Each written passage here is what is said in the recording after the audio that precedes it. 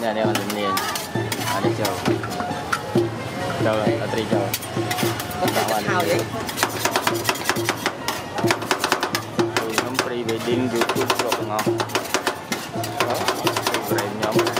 pre-wedding mới chuột tu băng đó nào tu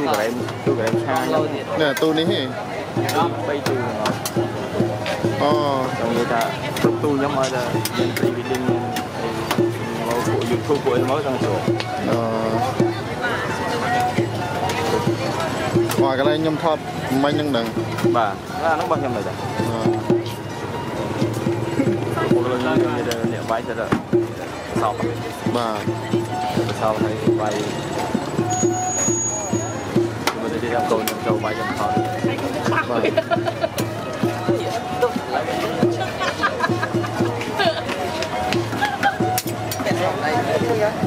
thích con lấy thơ là con gặp chơi tranh cái tăng châu cái đắng đó đẹp rồi trời để camera nhung camera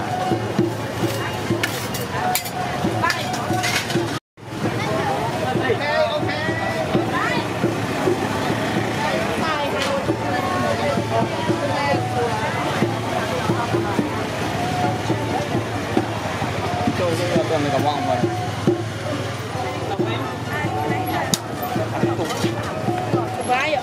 cho vay thọt về kho YouTube đây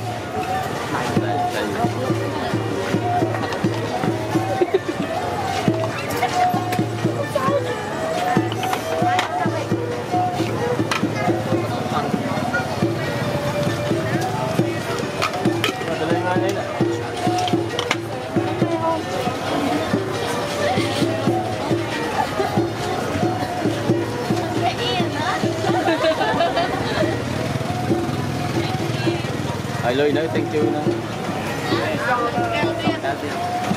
ai làm vô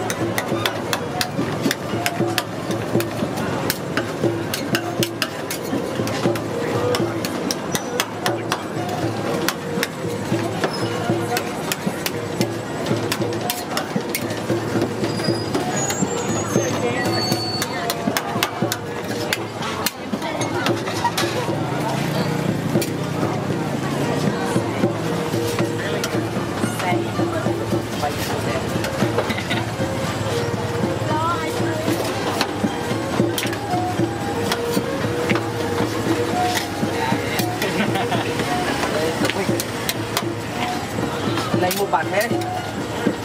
bắt sai